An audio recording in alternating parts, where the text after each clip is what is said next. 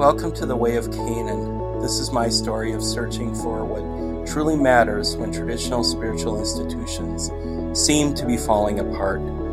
Together, we'll talk about important faith topics, look at how they connect to history in today's world, and share hope for a better future. I'm Leon Longard, but feel free to call me Canaan.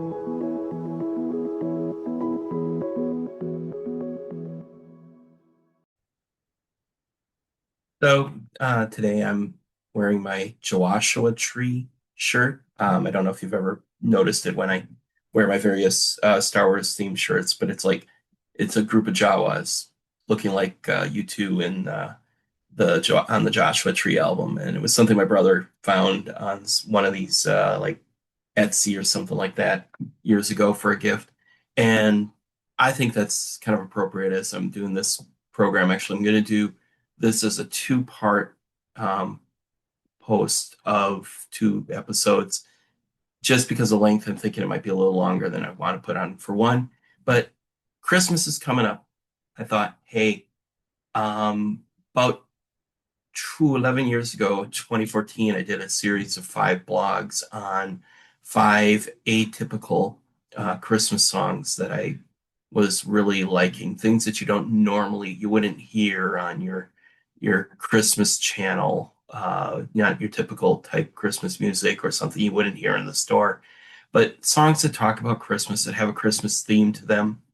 And as I think about them, they really actually hit at some of the what Christmas really is about. And even if it's not the you know tinsel or chestnuts roasting on an open fire, or a sleigh ride across the snow, or meeting your love under the mistletoe or something like that.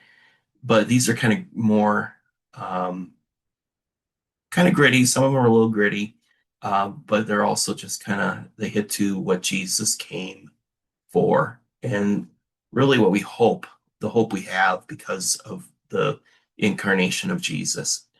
Um, and so I'm going to start out with, and probably, like I said, I'll probably do about 3 in the first episode, 2 in the last one, because the last one is really long. It's a longer one. It's about 7 minutes. Anyway, but this first one is by one of the bigger names that came out of the what was known as the Jesus music movement, or the Jesus rock movement of the 1970s. It predated what became known as contemporary Christian music.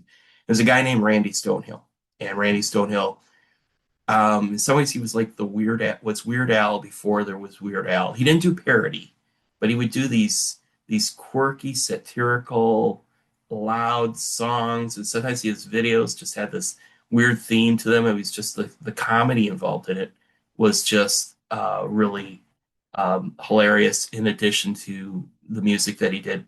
But he also was really good at folk storytelling, ballad type songs that would get to your emotions. And some of them, yeah, I don't know. Like the one here, I don't know if I'd ever say I'd enjoy it, but it's something that sticks with you and just says something that you need to hear every once in a while. And so this one is called Christmas at Denny's, and it's a ballad about a drifter that's finding himself with a bunch of other nameless souls spending Christmas Eve at Denny's because he's got nowhere else to go. And it, I don't know, by the time some people watch this, it sounds like Denny's is like closing restaurants every, about 100 to 250 a year. Hopefully they're still around eventually. But back in the day, they were 24/7, 365 days a year. Recently, they cut down their Christmas and Christmas Eve and New Year's Eve hours to be like the 10 to 8 slot. I remember when they first did that, it was like big news that like managers were having trouble finding keys because they couldn't to lock the door because Denny's never closes. And that's kind of the point of the song. It's like, here's the one place you can go when you have no other place to go for Christmas. And so this drifter is in the process sharing his story, the circumstances that led him to where he is. And he kind of comes down to this simple prayer. Um, and it's a simple prayer that says, I don't need a miracle, sweet baby Jesus. Just give me help or help me find some kind of hope in my heart. And sometimes when you're at the rock bottom, that's the only prayer that you can pray. And it is really what Jesus came into this world for.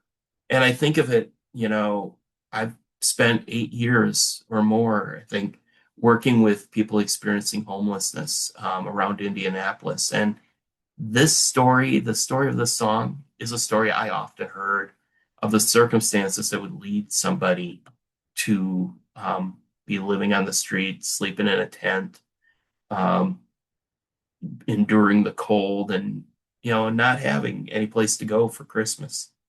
And this is the type of song that really captures that life and that existence well. And as I think of it, it's the type of song that um, that tells you what really these people need most of all is hope. And what they're looking for is just a bit of hope. And I think sometimes we can be the hope that touches their lives. So hey, let's I'm gonna play the first one. Let's play Christmas at Denny's.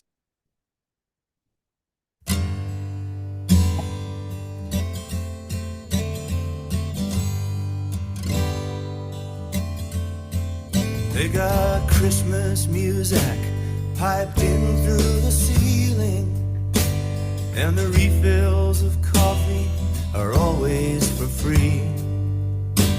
And the waitress on Graveyard and the surly night manager, they're wishing that all of us losers would leave. There's a star on the sign at the Texaco station, like the star long ago on that midnight clear. As I look all around at these cold, empty faces, I doubt that you'd find many wise men here. And I'm dreaming about a silent night, holy night, when things were all right. And I'm dreaming about how my life could have been if only, if only, if only. But somewhere down the road I gave up that fight. Merry Christmas, it's Christmas at Denny's tonight.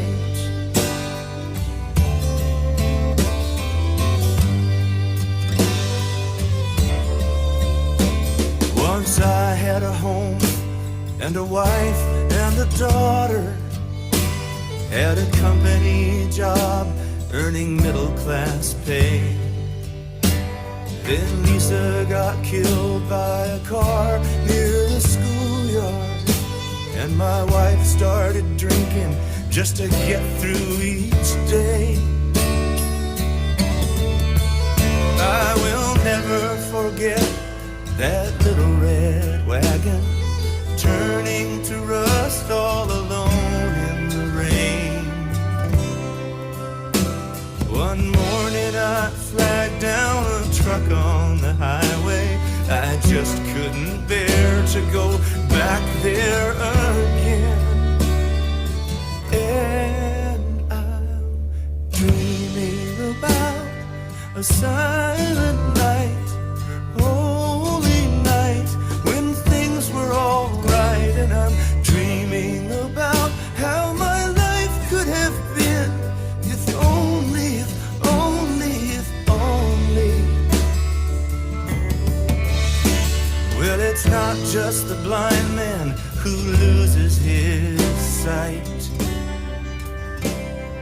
Merry Christmas, it's Christmas at Denny's tonight. And they say life's made of cruel circumstance.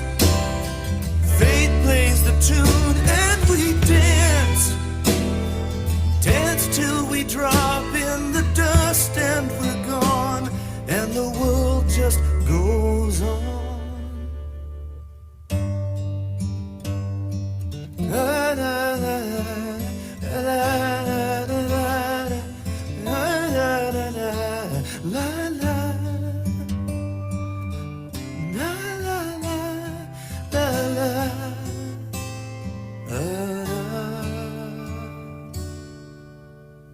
The cop at the counter, he's the guardian angel. He watches these orphans through dark mirrored shades. And the register rings like a bell sadly tolling for the fools we've become and the price that we paid. Oh, when I was a boy, I believed in Christmas, miracle season to make a new start. I don't need no miracle, sweet baby Jesus. Just help me find some kind of hope in my heart.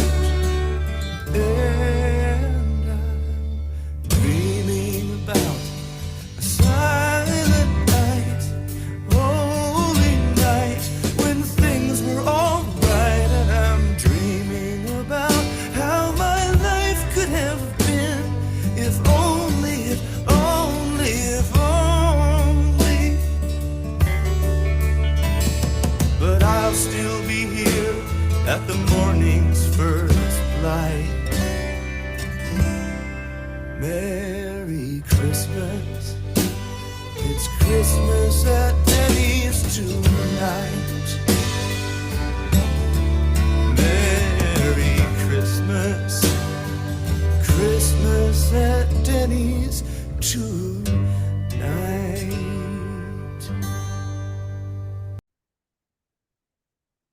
So in the original Christmas story, we read where the angels say to the shepherds, "Glory to God in the highest heaven, and peace on earth to those with whom God is pleased." And I sometimes you can find that hard to believe, that whole idea that there's peace on earth.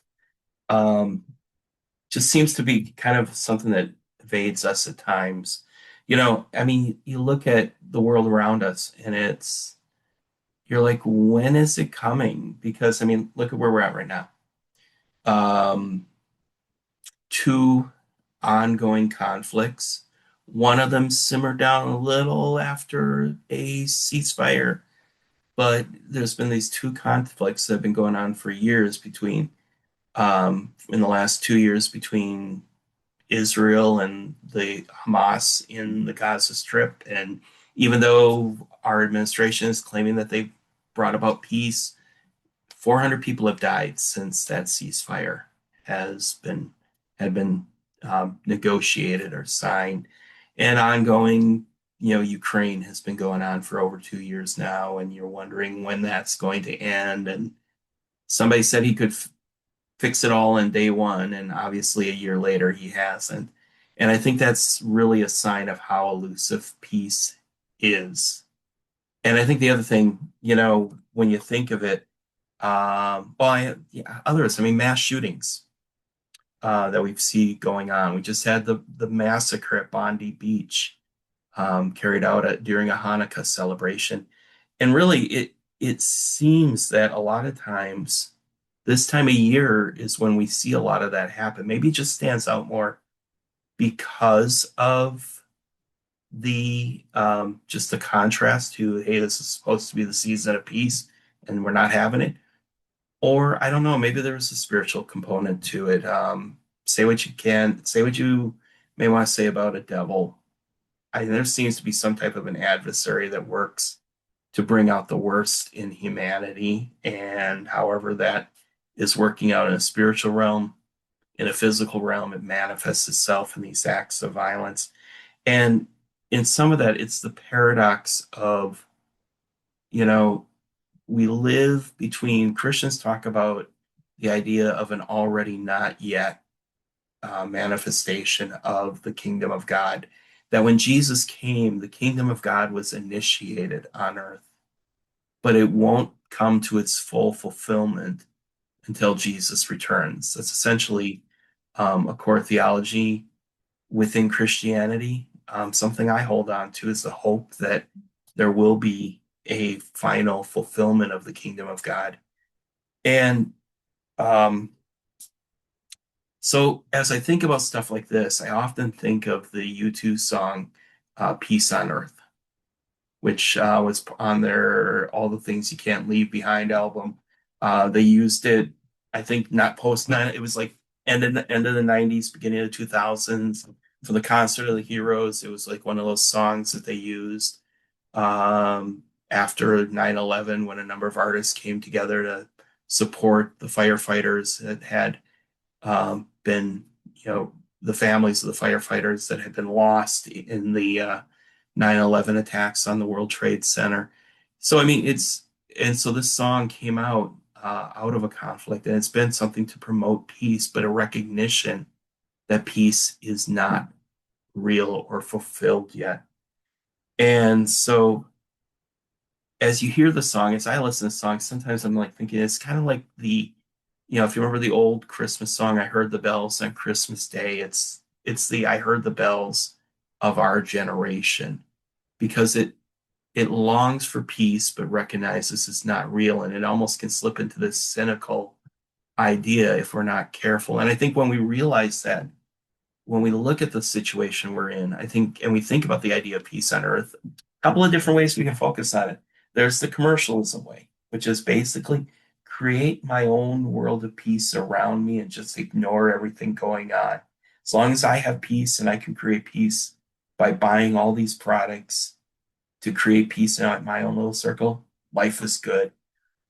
You might even call it the Hallmark movie, Peace on Earth type thing.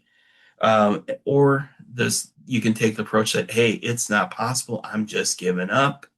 It's kind of the cynical approach towards life or the nihilist approach to life. Or you can recognize and acknowledge and lean into the fact that there is pain in the world, but yet hold on to this hope that there is a final peace that is coming, and even work toward that peace and trying to create peace in our immediate world. And that's kind of the tone and kind of the place where this song goes. It's seeking peace. It's promoting. It's recognizing that there is still pain in the world, but hoping for and calling for and praying for that peace to be final. And the context of the song really fits because it was written relating to the Omagh car bombing. It was a car bombing that happened in Northern Ireland shortly after they signed the Good Friday peace deal that was going to bring peace to Northern Ireland in 1980 or 1998, or I think it was, or somewhere around there. But anyway, a splinter group of the IRA that didn't really like the idea of the peace deal had a car bombing. 29 people were killed. And in the song, they begin to read off the names of some of the victims that were killed during that bombing. And it's again, and I think now even recently there was the interview I saw with Bono after, just recently when he came out with his memoir 40, that he's just celebrating all that is now happening in Ireland as they continued to seek after peace, even when this tragedy had happened shortly after the signing of the peace agreement that would bring about a new era in Northern Ireland. And so, as we come into this Christmas season, let's keep working for peace on earth, and let's listen to the song now.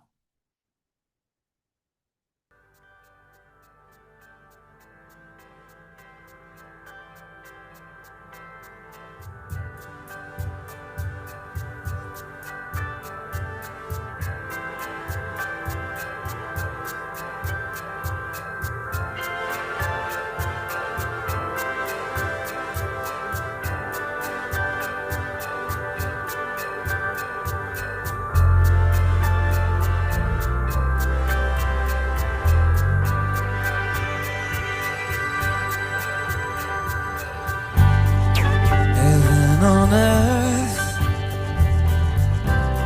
we need it now. I'm sick of all of this hanging around. sick of sorrow, I'm sick of the pain, I'm sick of hearing again and again that there's gonna be peace on earth. Where I grew up, there weren't many trees. Where there was, we tear them down and use them on our enemies. They say that what you mark will surely overtake you, and you become a monster, so the monster will not break you. And it's already gone too far. You said that if you're going hard, you won't get hurt. Jesus, can you take the time to throw a drowning man a line? Peace on earth. Tell the ones who hear no sound, whose sons are living in the ground, peace on earth. No, who's the wise? No one cries like a mother cries for peace on earth. She never got to say goodbye, to see the color in his eyes. Now he's in the dirt. Peace on earth.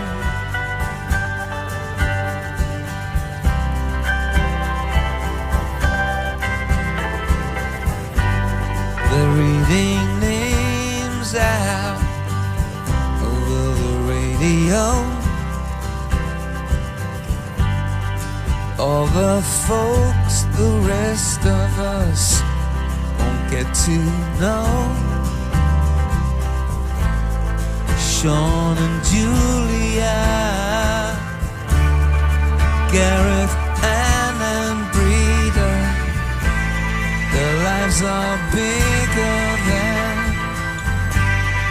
any big idea. Jesus, can you take the time to throw a drowning man a line? Peace on earth. To tell the ones who hear no sound, whose sons are living in the ground, peace on earth.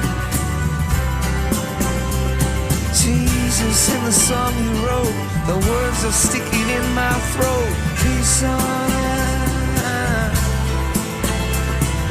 Hear it every Christmas time, but hope and history won't rhyme. So what's it worth? This peace on earth. Peace on earth. Peace on earth. Peace on earth.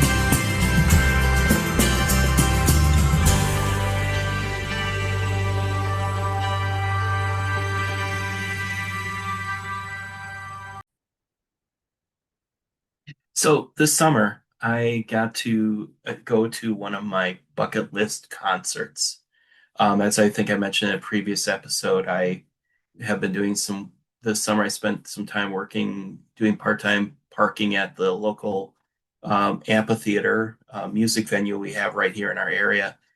That way I could get a little bit of pay while I helped at the concert and could attend the concert without having to pay the crazy ticket prices. So enjoyed some great shows this summer. And one that I was really looking forward to and glad I was picked for was the Goo Goo Dolls, one of my favorite all time bands. Yeah, I'm a kid in the '90s and the '80s, so yeah, they're part of my culture, part of my growing up years. And this last song for this episode is one of theirs. When I went to the show, it was just like really cool. I actually had to work through the intro, but actually my shift was done before the Goo Goo Dolls got on stage, and then I was able to just hang out in the background of the amphitheater in the back of the crowd and enjoy the concert, kind of sitting off watching from the sidelines. And it was a great show. And this song in particular was one of those moments when I was really excited to hear them do that live. And it's not one that I would necessarily call atypical because it's become part of our cultural playlist for Christmas. Maybe a little less so these days, probably more so in the late, from after it came out in 2006, probably into the 2010s. But it's Better Days by the Goo Goo Dolls. And when I hear this song from my perspective as a follower of Jesus and someone who's committed to living out the mission of Jesus in my community, um, this is kind of what I call a missional understanding of Christmas. It's makes the incarnation of Jesus, the arrival of Jesus, about more than some sweet sentimental feelings we have once a year, or kind of this event that initiates a personal transaction with God that eventually gets us a ticket to heaven someday. It it calls for real transformation in the world around us as we embrace this one poor child who saved the world, as the song says. And it calls us to embrace God's mission to restore the world he created to him again and to bring it back to the created design and the good things that God desires to see in this world. And it reminds us of the opportunities there for recreation to happen in our communities and in our lives and in our world. It talks repeatedly, the chorus ends with tonight's the night the world begins again. And, I don't know what, I know Resnick's got a Catholic background and you can definitely see it in there. But, and I don't know what all his intention was with the song, but the bridge to me is a prayer, that I wish everyone was loved tonight. And somehow we could stop this endless fight and just have a chance that maybe we'll find better days. And when you watch the video, I'm going to actually use the official video for this one. It's really cool the way they pan into the trees. It's in a forest scene, and there's little carvings of love, faith, hope, truth, like all the things that we seek to have in a good world that has been transformed by the goodness and the life of Jesus, and the life of Jesus lived out in people who truly are following him and not just following some civil religion. So as we wrap this one up, let's watch and listen to Better Days by the Goo Goo Dolls.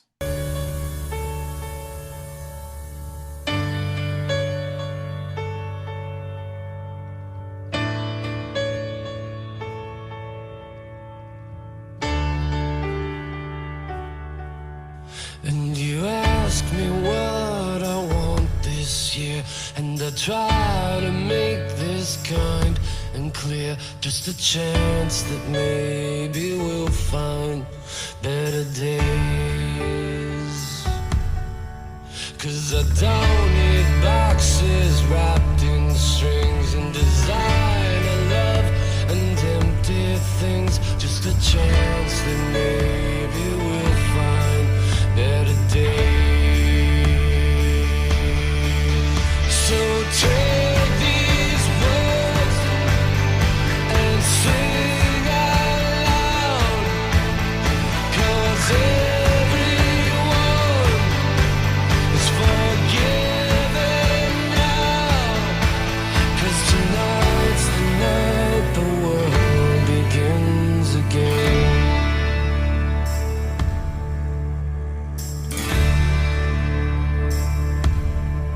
I need someplace simple where we could live, and something only you can give, and that's faith and trust and peace while we're alive. And the one poor child who saved this world, and there's 10 million more who probably could, if we all just stopped and said a prayer for them. 'Cause take these words and sing out loud, 'cause everyone is forgiven now, 'cause tonight's the night the world begins again.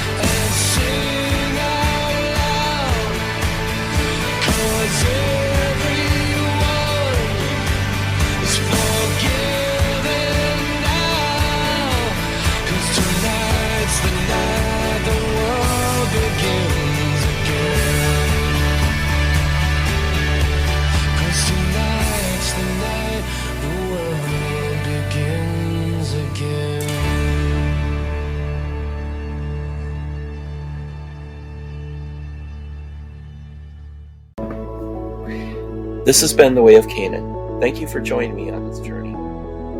If you want to follow along with other content that I am creating, as particularly posts and notes that I have on my Substack, just check out wayofcanaan.substack.com. Thank you.